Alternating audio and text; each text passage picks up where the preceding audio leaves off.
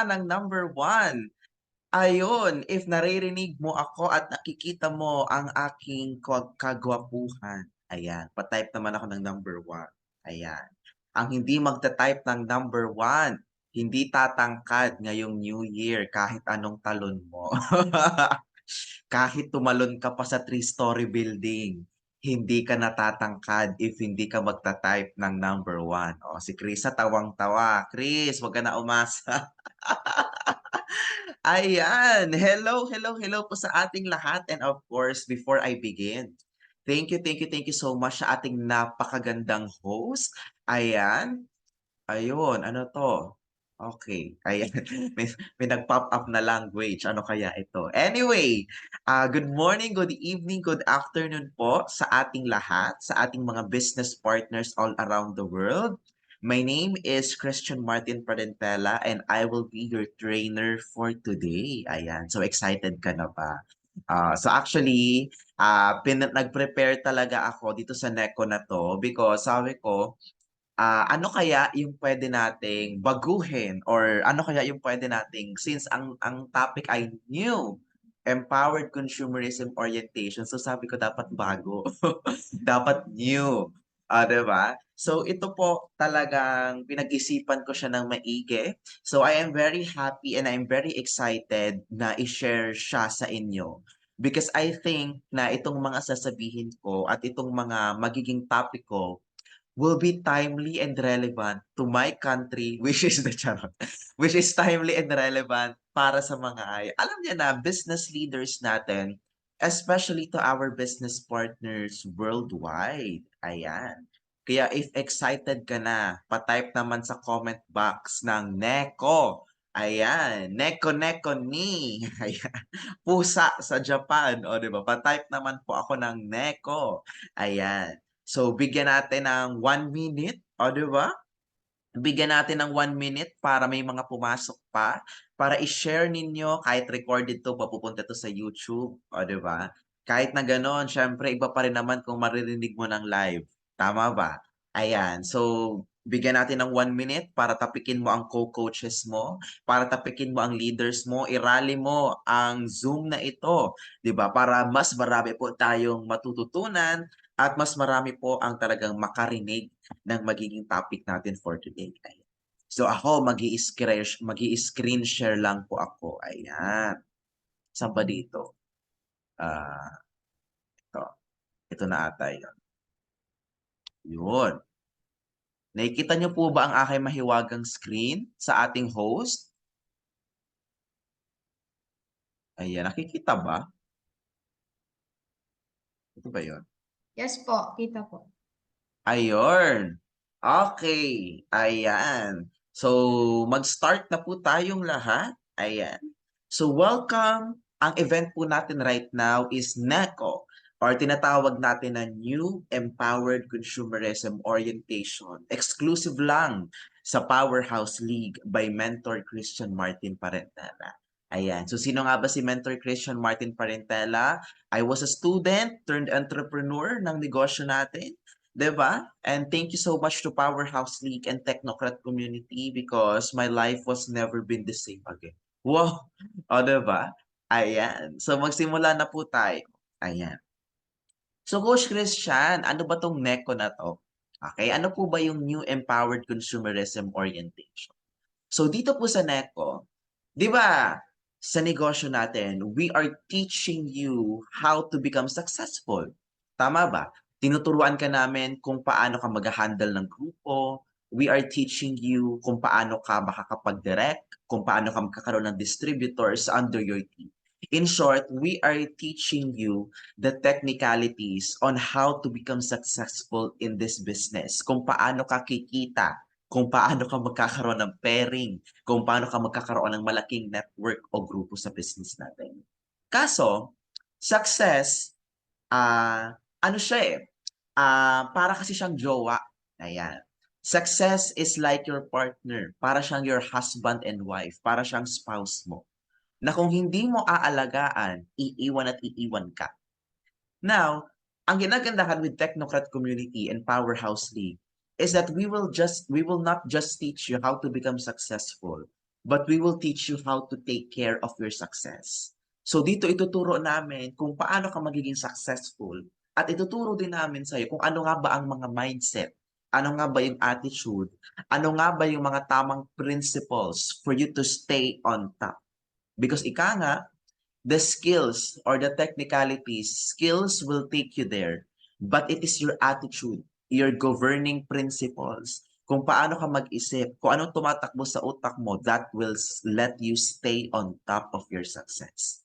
Siyempre, ayaw naman natin na, alam mo yon, mawala sa atin ang mga pinaghirapan natin, di ba? Ayaw naman natin na, siyempre, maging successful pa din tayo. So dito, ang kinagandahan with a new empowered consumerism orientation is that we will, doon naman tayo sa the other side. Okay? Doon naman tayo sa other side of the spectrum. Dito pag-uusapan natin kung ano ba dapat yung tumatakbo sa isip mo, yung inner world mo, paano ka ba dapat mag-isip, paano ka ba dapat i-mag-tackle ng problems, ano ba dapat yung mga prinsipyo mo dito sa negosyo natin, ano nga ba dapat yung attitude mo, mindset mo dito sa negosyo natin. 'Di ba? So ito kakaiba naman ang pag-uusapan natin. So I have prepared 8. Ayan. Since 8 is infinity at lucky number daw ang 8. O, 'di ba? Siyempre mema lang. 'Di ba? So I have prepared 8 principles na sa tingin ko talaga ay very relevant. 'Di ba? Very relevant and at the same time talagang talagang tuhog na tuhog in terms of sa mga distributors natin na nagsisimula pa lang dito sa business natin. Okay? Ayan. So first, ayan. Pwede bang pakibasa? Nosebleed ba? Ayan. Sabi dito, don't plant pennies if you want to grow money trees. Anong ibig sabihin yan? Mentor, don't plant pennies if you want to grow money trees. Sa madaling salita, huwag mong tipirin ang negosyo mo. Tama? Kung gusto mong kumita ng malaki dito sa negosyo mo, dito sa negosyo natin, huwag kang magtanim ng barya. Huwag kang magbigay ng barya kung gusto mong umani ng malaki rito sa negosyo natin. Why? Kasi number one, nakakita ka na ba ng negosyante na tinipid yung negosyo niya? Nakakita ka na ba ng restaurant, 'di ba? Na instead na isang buong manok, kalahati lang. Nakakita ka na ba ng cafe na kalahati lang yung kape? Of course na. All business people, hindi nila tinitipid ang negosyo nila because they want to become successful, because they want to earn. Okay? They want to earn big or make it big in this business. Ngayon, ganun din po sa negosyo natin. Sir, mentor, ano po ba yung ibig sabihin mo ng tinitipid yung negosyo natin? Baka naman, nag-ads ka ng 2 araw nung wala pang nangyari, tumigil ka na. 'Di ba? Ayaw mo na mag-ads. Mentor, ayoko na po mag-ads kasi nung first advertisement natin wala naman po nangyari. Oo, ayoko na po. Paano 'yan? Gusto mong magkaroon ng malaking grupo, eh. Gusto mo magkaroon ng maraming distributors, eh. Tapos ayaw mo ng mag-ads. Parang contradicting ata, tama? So dito po, never ever mong titipirin ang negosyo mo. PMA, personal monthly achievement. Mentor, gusto ko pong kumita ng malaki. Pero yung pagpi-PMA, nahihirapan ka. Kasi kapag hindi ka nagpi-PMA guys, for sure, sa previous session natin, alam niyo na kung anong ibig sabihin ng PMA. Because kung hindi ka nagpi-PMA, di parang ina-attract mo na din na next month, wala ka namang kikitain, na wala kang pairing, wala kang malaking UPP Unilevel stair step. Diba? So if you want to earn big in this business, if you want to harvest, if you want to have talagang paldo-paldong pay-in, paldo-paldong malaking cheque, 100,000, 200,000, 300,000, don't plant pennies. Huwag mong titipirin yung business mo. Tama? Pinapasupport ka sa hubber mo, pinapa-ads ka, pinapa-ad account ka dito sa negosyo natin. Guys, those things, para yan sa negosyo mo. Okay? Because number one, andito ka na lang din naman sa business natin. You are already here. You are already a member. Bakit hindi mo pa itodo? Kung sa pag-aaral nga, tama, talagang ginagapang natin para lang magkaroon ng mas magandang quality of education yung mga mahal natin sa buhay. Why should it be any different dito sa negosyo natin? Gapang nga ng tuition eh. Tama? Libro nga na pagkamahal-mahal, ginagawa ng paraan. Why? Because alam natin na talagang the quality of education is very important. Same here in our business. Tama? Kaya ito pong negosyo natin, syempre, baka akalain ninyo pag nag-member kayo na yun. Hindi po. Okay, same thing with pag-school. Hindi naman porket nag-enroll ka, eh hanggang doon na lang. Wala ka nang kailangang gastusin pa. Here in our business, kaya ang daming tao na nagsasabi, wala naman nangyari sa akin dyan before. Hindi naman kasi ako kumita nung nag-network marketing ako before. Na-scam ako before dito sa network marketing. Because a lot of people thought na ang membership or yung pag-join sa business natin is the ticket to success. One day millionaire na. Diba? Kaya tuloy, akala pag nag-member na, magiging successful na agad without even putting the effort. But then again, our business is just any type of business out there na kailangan mong gumalaw, that you need to put an effort. Kailangan mong mag-invest pa. Kailangan mo pang magpa-revolve dito sa negosyo natin. Okay? So lahat naman tayo gustong kumita ng malaki. Tama. Kami na mga mentors ninyo, yung mga coaches na kumikita ng malaki dito, what is the reason kung bakit kami kumikita ng malaki is that hindi namin tinitipid yung business namin. Because money, guys, it's like, alam mo yon, para siyang may flow or para siyang may ecosystem na kailangan niyang umikot ang pera. Because kapag ang pera hindi na umikot, nasa sayo na lang, hindi na rin babalik sa'yo, hindi na rin babalik sa'yo paikot yung pera. Masa-stagnant sa'yo, masistay sa'yo yung pera. So you need to let it go. You need to let it grow. You need to plant it. Yung pera na kinikita mo sa negosyo natin, kailangan mo siyang i-reinvest sa negosyo natin. Ganun talaga. Kasi negosyante ka na. Tama? Hindi majority ng income mo dito sa negosyo natin is for your personal expense. Ngayon pa lang, you need to understand that majority, okay, 60%, 70%, majority, depende sa priorities mo. Majority of your income sa negosyo natin is kailangan mong ibalik sa negosyo mo. Okay? So again, don't plant pennies if you want to grow money trees. Wag mo titipirin ng business mo. Tama, nakaniyo ka, pero gusto mong angkitaan pang Megaverse. Parang hindi naman ata siya tugma. Gusto mo magkaroon ng maraming direct, pero hindi ka nagre-refer. Gusto mo magkaroon ng malaking grupo, pero ayaw mo nang mag-advertisement. Paano yun? Diba? So, dapat dito sa business natin, maging all out ka.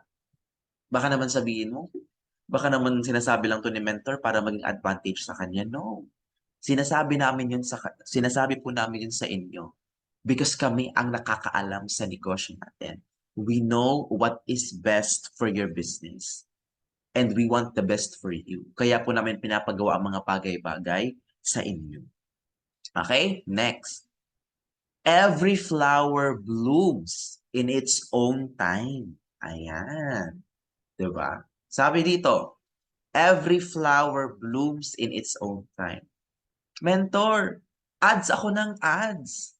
Kaya mentor, grabe ka naman. Kaya naman po ako ayaw ko na pong mag-ads kasi nag-ads po ako, wala pa naman po nagiging bunga. Wala pa naman po nagiging bunga yung ina-advertise ko. Wala pa naman pong nagjo-join sa mga nag-inquire sa akin.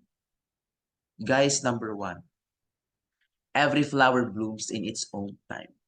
Ibig sabihin, lahat po ng tao is meron pong timeline. Mentor, di ba sabi mo, mag-pay in ako agad para kumita ko kaagad. Pero bakit ang tagal na, hindi pa ako kumikita? Because again, ang bulaklak or ang flower para yung kliyente mo, meron siyang own timeline kung kailan siya magjo-join sa negosyo natin. Yes, merong mga tao na on the spot nagre-register sa negosyo natin. Kinaumagahan, after a few days, after isang linggo, nagjo-join na sa negosyo natin. But then again, hindi naman po lahat is katulad mo. Tama? Hindi naman po lahat is katulad mo mag-isip. Hindi naman po lahat is katulad mo na malakas ang loob sa business natin. But, however, meron din pong mga tao na katulad mo. Unique ka eh. Tama? Hindi ka normal eh. That's why, na medyo, alam mo yun, minsan it will take much time. It will take time para makuha natin yung mga katulad dito sa business natin. Now, ang pag-advertise, it's like opening a mall. Hindi lahat po ng tao na pumupunta sa mall is bumibili. Ibig sabihin, hindi po lahat ng tao na nag-i-inquire here in our business is agad-agad nag-join. Tama? Kasi kung ganon, edi sana sobrang dali na lang ng business natin. Tama ba? Now, hindi lahat po ng tao na pupunta sa mall is bumibili. Merong iba dyan, nagpapalamig lang. Yan. Yung iba dyan, dumadaan lang. Meron po dyan, nag-i-inquire lang. Meron naman dyan na bumibili talaga. Meron dyan na nagwi-window shopping. Anong ibig sabihin no? Di ba, titingin-tingin. Tapos, pag sahod ko, bibilhin ko yan. Pag sahod ko, mag-join ako. O sige, ang ganda na, didiskartihan ko nga. Ang ganda naman nun, gusto ko siyang magkaroon. Sige, pag-iipunan ko. Or, meron namang mga tao na wala namang balak talaga na bumili. Pero since napadaan na siya sa mall natin, napabili na lang bigla. So, ibig sabihin, lahat po tayo na nag-i-inquire, meron po tayo kanya-kanyang timeline. Ako po personally sa experience ko, na-experience ko po dito, na habang kausap ko palang nagpapadala na. Pero, meron din naman po ako na-experience na 2 buwan na, saka palang nag-join. 5 buwan na, saka palang nag-join. 8 buwan na, saka palang nag-join dito sa negosyo natin. Mag-iisang taon ko nang fina-follow up. O, di ba? Saka palang nag-join sa negosyo natin. So don't be impatient. Every flower bloom in its own time. At hindi lang siya applicable para sa mga kliyente na nag-inquire sa iyo. Even ikaw. Tama? Even sa iyo. Baka hindi mo pa talaga time. At hindi mo naman kailangan, at hindi mo naman pwedeng mapilit. Tama? Kapag ang halaman in-expose mo to too much water, ano mangyayari sa kanya? Malulunod siya. Kapag yung bulaklak, you expose it into too much sun, baka masunog yung bulaklak. Baka yung bulaklak pinipest din. Baka yung bulaklak di mo naman kinukultivate. Baka naman yung seed is hindi talaga, alam mo yon, rich in nutrients. Diba? Kaya meron po tayong kanya-kanyang timeline. Diba? Hindi man yan mag-join ngayon, okay lang. Mag-join pa din siya. Lalo na kung desidido naman talaga siya sa business natin. Hindi mo pa time ngayon na mag-harvest ka, okay lang. Baka next week time mo na. Baka next month time mo na. Kailangan mo lang magtuloy-tuloy sa negosyo natin. Okay? Every flower blooms in its own time. Meron tayong kanya-kanyang timeline.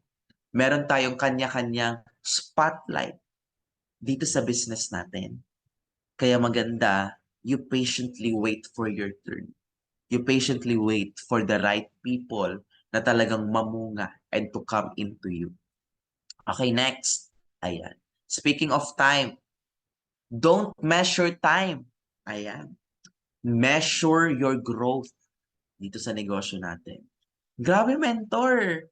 2 months na po ako rito sa negosyo natin pero wala pa po akong kinikita. Grabe, mens. 3 months na po ako. 6 months na po ako rito sa negosyo natin pero di pa po ako satisfied sa kinikita ko. 1 year na po ako sa negosyo natin pero di pa po ako Pero bakit po hindi pa po ako kumikita ng malaki? Ang tagal-tagal ko na po sa business natin, pero bakit hindi ko pa rin po maramdaman na talagang kumikita ako ng malaki? Guys, do not measure time. Huwag mong i-measure kung kailan ka nag-join sa negosyo natin. Huwag mong i-measure kung gaano mo nakatagal ginagawa ang negosyo natin. Because alam mo kung ano ang dapat i-measure mo? Yung growth mo. Ano na bang nagbago sa'yo? Ano na bang effort na nagawa mo? Ano na ba yung ano na ba, yes, 3 months ka na sa negosyo natin. Pero yung effort mo ba sa negosyo natin pang 3 months? Baka nga isang buong araw, ni minsan hindi ka nag-text, nag-check ng GC natin. Baka nga ni minsan, hindi ka man lamang mag-reply sa mentor mo. Baka nga ni minsan, hindi ka man lamang, alam mo yun, mag-attend kahit papaano ng training natin. Tapos, nag-e-expect ka, nakikita ka kaagad ng malaki.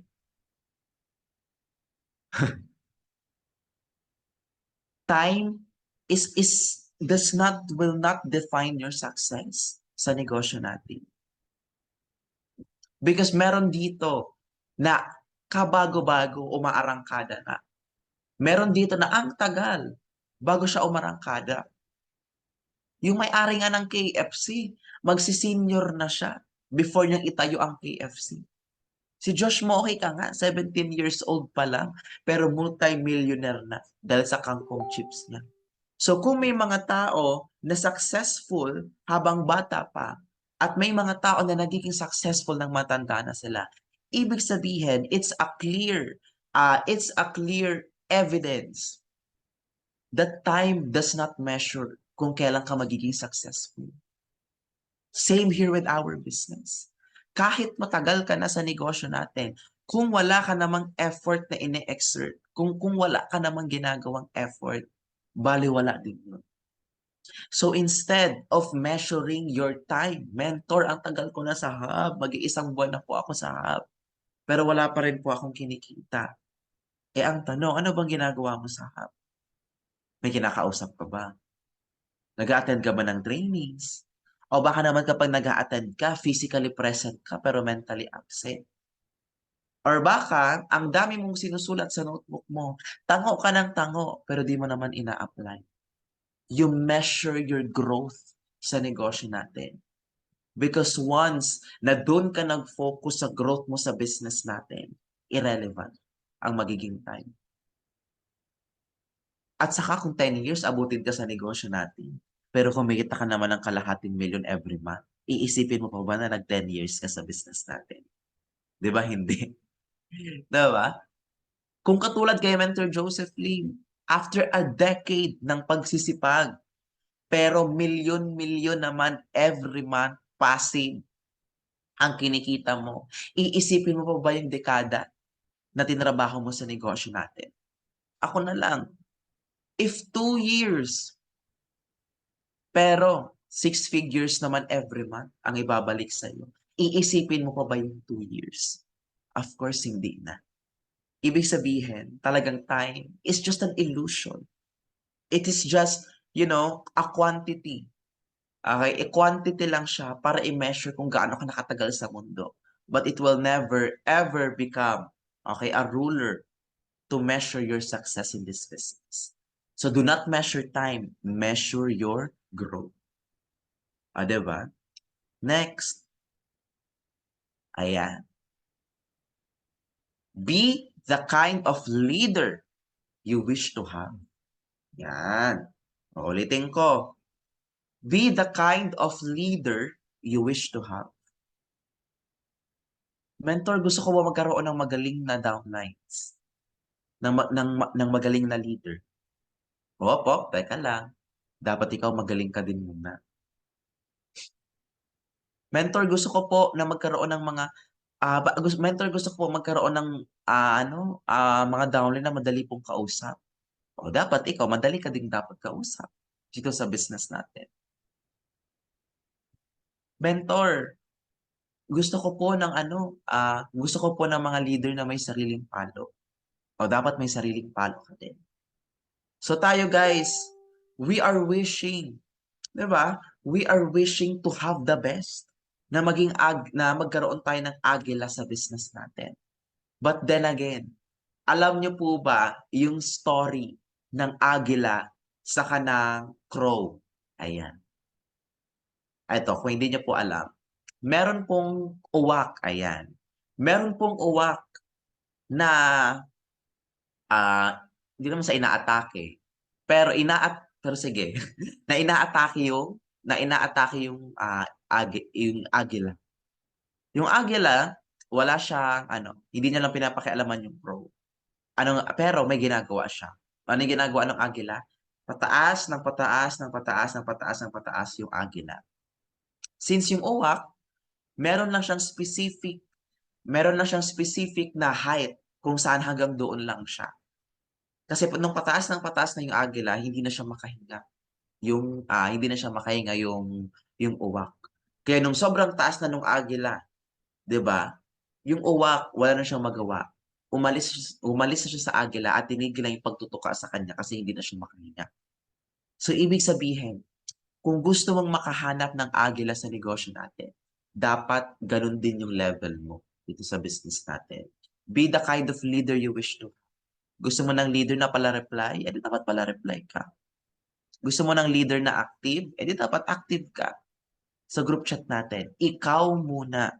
Because as a leader, as a business owner, you lead by example. Nagtitipid na ba yung leaders mo sa pag-a-advertise? O baka naman kasi ikaw nakaasa ka na lang sa kanila. Hindi ba pumupunta sa events yung mga downlines mo? Baka kasi hindi ka rin naman talaga pumupunta. Hindi ba nagpapa-pay in yung mga downlines mo? Baka kasi ikaw hindi ka na rin nagpapa-pay in, 'di ba? So you need to become the kind of leader that you wish to have. Ikaw muna dapat bago yung ibang tao. Yan nga yung sinasabi natin sa prospect natin, 'di ba? Ma'am, join ka muna. Mentor, okay lang po ba na mag-invite na ako kahit hindi pa po ako member? Pop, teka lang. Ma'am, mag-join ka muna before ka mag-invite. Now, same here with our business. You need to become the kind of leader that you wish to have. Lalo pa kung gusto mo ng mga leader na sobrang galing, 'di ba? So dapat magsimula muna 'yan sa'yo. Second, next, it takes two to tango. O, 'di ba? Anong ibig sabihin niyan? Kami po na mga admins, kami po na mga mentors ninyo, kami po na mga coaches ninyo, para po kaming teacher ninyo. We are like your teachers at kayo po ang mga estudyante. Taga-compute lang po kami ng grade. Taga-guide lang po kami. Taga-turo lang po kami. Pero yung estudyante pa din po ang magke-create ng sarili niyang grade. Ibig sabihin, hindi po namin kakayanin mag-isa. Hindi mo po pwedeng iasa sa admin at mentor mo ang magiging success mo rito sa negosyo natin. Because it takes two to tango. Hindi naman pwedeng isang pares lang yung sapatos mo. Hindi naman pwede mag-ballroom ka ng ikaw lang mag-isa. Hindi naman pwede na yung tsinelas mo, isa lang. Ibig sabihin, our business is a two-way relationship. Dapat kapag may binibigay kami, may ibibigay ka din. Dapat pag nag-e-effort kami, mag-e-effort ka din. Dapat kapag may tinataya kami, may tinataya ka din dito sa business natin. Because if itong negosyo natin, kami lang ang mag-workout, 'di ba? Mahirap, matagal. Lalo pat kung impatient ka dito sa negosyo natin. Tama? Mentor, bakit wala pa akong kinikita? Mentor, ba't wala pa nangyayari sa network ko? 'Di ba? Now, ito pong business natin, again, hindi po ito investment na naglagay ka lang ng pera. Tapos voila, magiging kikita ka na monthly. Hindi po. This is a business. Nire-reiterate po namin yan before kapag nagpe-present po kami ng business natin. Now, ito po, it's a relationship. Now, kung gusto mo ng healthy relationship sa mentor mo, dapat maging maayos ka kausap. Kung gusto mo makipag-cooperate sa mentor mo, kung gusto mong kumita ng malaki, makipag-cooperate ka. Be the kind of person na talagang, alam mo yon, pleasant kasama. Kasi kung hindi ka pleasant kasama, kung reklamador ka, impatient ka, nakakawalang, 'di ba? Baka mawalan ng gana yung mentor mo sa iyo. Instead na unahin kang replyan, gagawin kang huli. Instead na maging masaya yung mentor mo o yung coach mo na replyan ka, baka malungkot pa. Kasi eto na naman, ayaw na nga mag-advertise. Masyado pang impatient sa result niya. Tama. Kung sino pa yung ayaw mag-ads, siya pa yung reklamo ng reklamo. Kung sino pa yung walang nare-refer, siya pa yung atat na atat kumita. Kung sino pa yung hindi active, siya pa yung gustong kumita ng malaki. Tama? So, ibig sabihin, dito sa negosyo natin, hindi pwedeng take ka lang ng take. You need to put back. Hindi pwedeng give ka lang ng give. Kailangan mo ring mag-receive. Hindi pwedeng receive ka lang ng receive. Kailangan mo ring magbigay dito sa negosyo natin. It takes two to tango. Hindi po pwedeng kami lang. Hindi po pwedeng kayo lang. Dapat parehas tayo. Pagtutulungan natin, dapat itong business na to. And not just isang party lang ang mag-e-effort. Because kung isang party lang ang mag-e-effort, talagang sobrang tagal. Ano yan? Catastrophe. Di ba? Kaya dapat nagtutulungan. Next. Ayan. Boats sink because of the water that gets in. Anong ibig sabihin niya? Boats sink because of the water that gets in. Ang ibig sabihin po niyan, guys, ang tao kaya nag-quit or hindi na tumutuloy sa negosyo natin is because you let the people outside, you let the other people's opinion get into you. Isang buwan na, wala pa nangyayari. Sabi na asawa mo sa'yo. Sabi ko na sa'yo. Sabi ko na sa'yo dapat hindi ka na sumali dyan. Tingnan mo tuloy. Nasayang lang yung pera. Nasayang lang yung oras mo. Nasayang lang lahat. Grabe naman, isang buwan pa lang.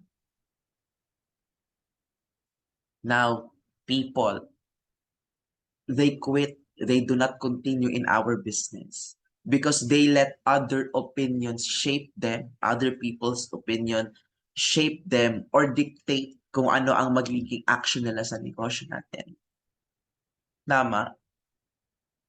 Sabi ko na sa iyo dapat hindi ka na nag-join dyan. Sabi ng kapatid mo, sabi ng magulang mo, sabi ng loved ones mo. Nakakatuwa, no? Napaka-ironic na minsan talagang yung mga family members pa natin ang ubod ng negative sa negosyo natin. And that's the reality of it.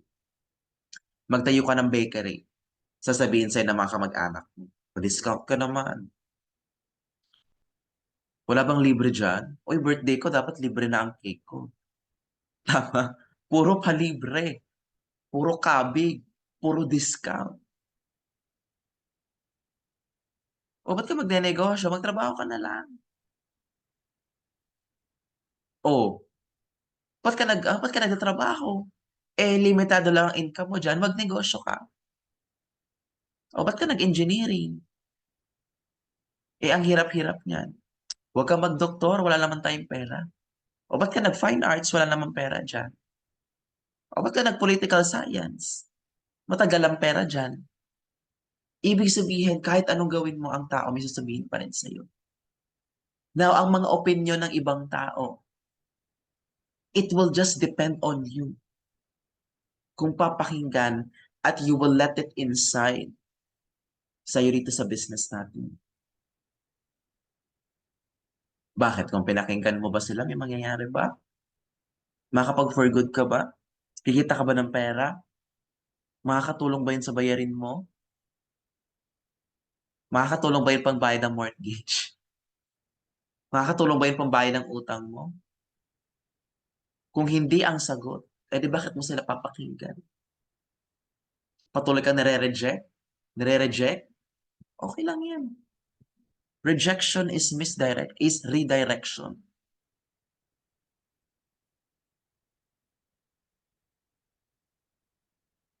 Now, for you to stay afloat, for you to become successful, for you to become above those people na hindi naniniwala sa iyo, for you to stay afloat, for you to become above sa lahat ng tao nagnenega sa iyo, dapat hindi mo hinahayaan na yung tubig na yun weigh you down.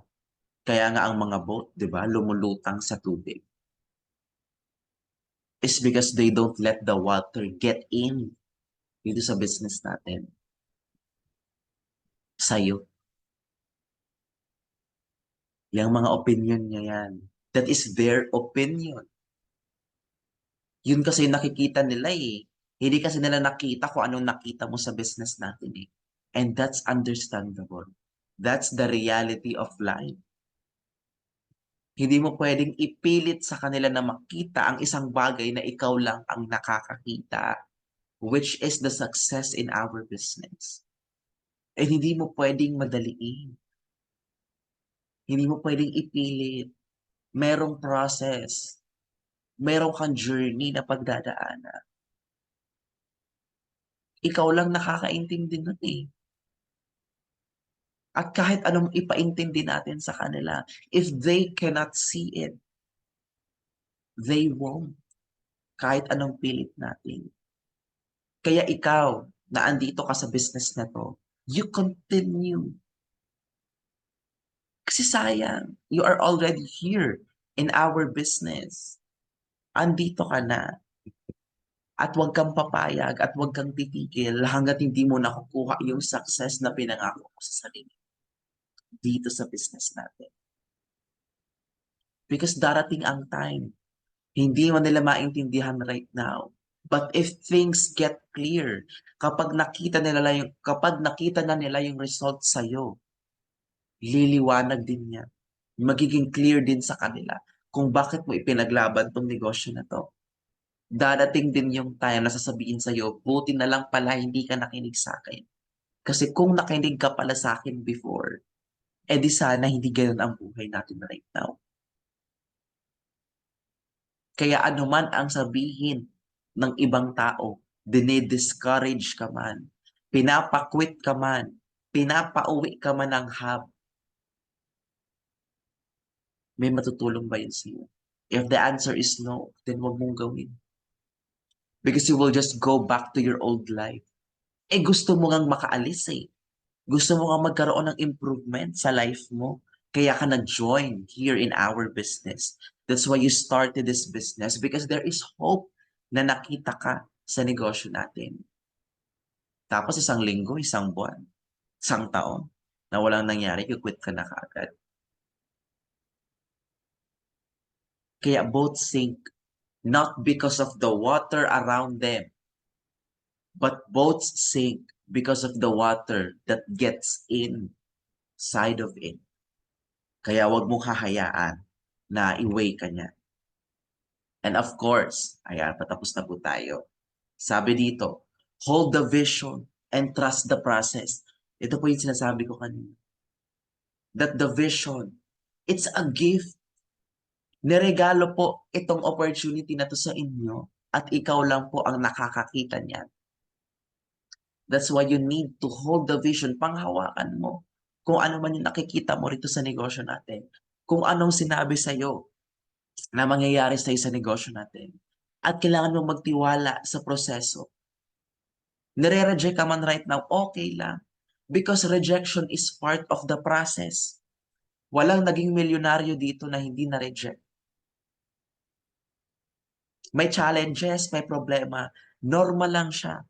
You need to trust na may challenges naman talaga. In order for you to be at the beautiful, in order for you to see the beautiful destination, dapat prepared ka sa bumpy road. Dapat prepared ka sa pasikot-sikot. Dapat prepared ka sa lubak. Dapat prepared ka sa malaking alon. You need to trust the process. Because a thing that comes easy is not worth keeping. Pag ang isang bagay, ang bilis dumating sa'yo nang walang ka-effort-effort, it's not worth keeping. Wala siyang value. Pero ang isang bagay, your success, this business, the life that you want, kapag pinagpaguran mo, that is worth keeping. You need to hold that vision. Yan dapat yung panghawakan mo. Okay? Panghawakan mo yung vision na dito, kikita ka ng malaki. Dito, you will have the freedom, time and financial freedom. You will have more time to spend with your family nang hindi mo iniinda yung perang gagastusin mo. Darating yung time na kahit nagta-travel ka, kikita ka sa negosyo natin. But in order for that to happen, you must undergo the process. You must undergo the journey. Kailangan mong pagdaanan yung journey mo rito sa negosyo natin. Huwag kang mag-alala because hindi ka mag-isa sa journey na yan. You have the Powerhouse League. You have the Technocrat community. Kaming admins mo, si Sir Joseph Lim, to guide you every step of the way. Basta kumapit ka lang din. Because kung hindi ka susuko, hindi rin kami susuko sa'yo rito sa negosyo natin. Hold that vision. Because one day, if you just focus on the work, if we just focus on each step na gagawin natin every day sa negosyo natin, isang araw magugulat ka na lang. Andun ka na pala sa success na gusto mo. Magugulat ka na lang, andito na pala ako sa buhay na pinrami sa akin ng business natin. Kaya hold the vision and you trust the process. And ako po, I want to end our NECO. I want to end with this video clip. Talagang I am very, ano talaga to talagang since malapit na po ang Kung Fu Panda 4, talagang I am very, talagang ito po nung naano ko siya, talagang nagkaroon ng eye-opener din po siya sa akin. So, let's play this video. Yan, i-play natin. You are too concerned with what was and what will be. There's a saying, yesterday is history, tomorrow is a mystery, but today is a gift. That is why it is called the present.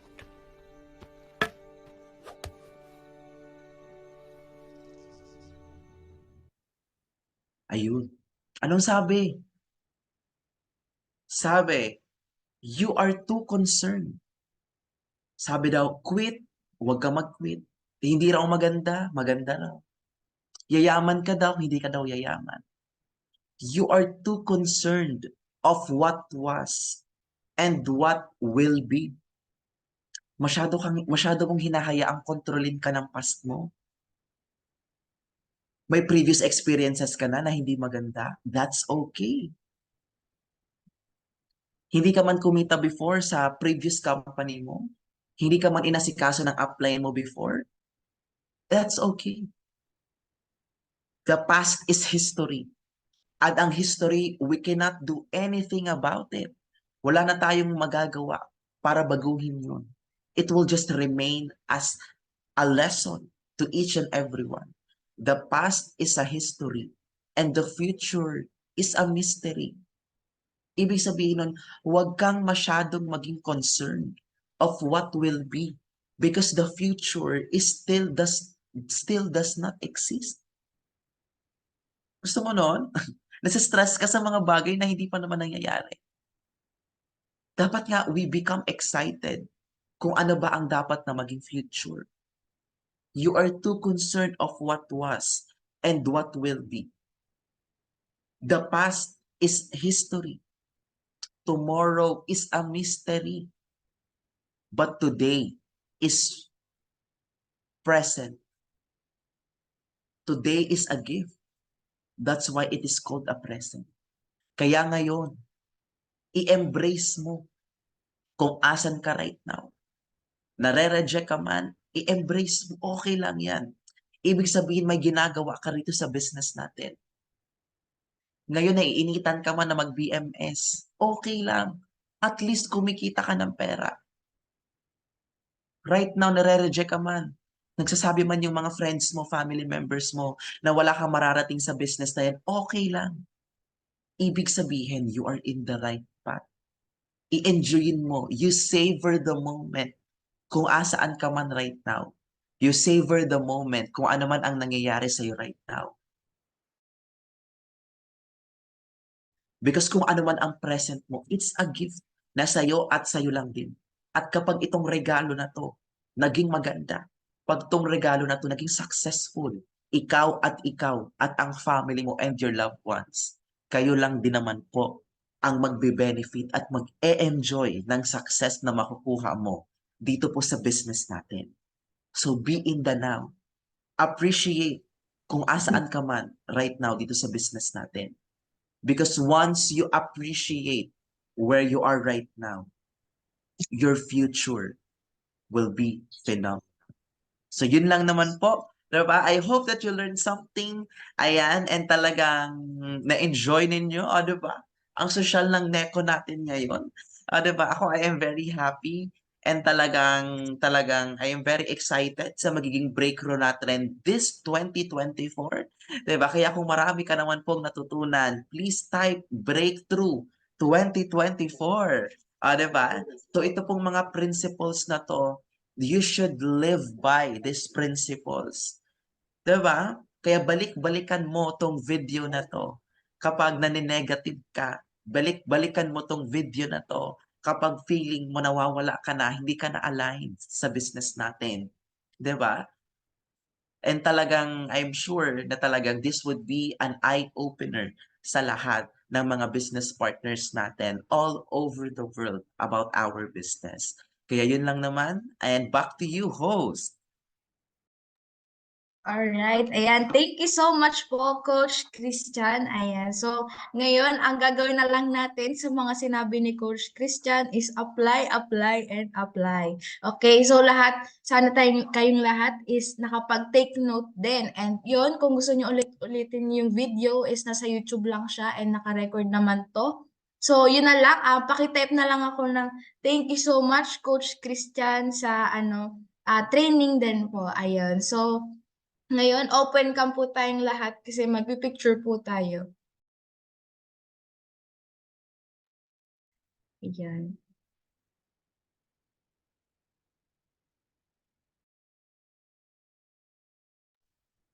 Okay. Ready natin. Wait lang. Okay na po. Ayan. Smile na tayo. 1, 2, 3. Ayan. Okay na. Okay na po. Ayan. Thank you so much, everyone.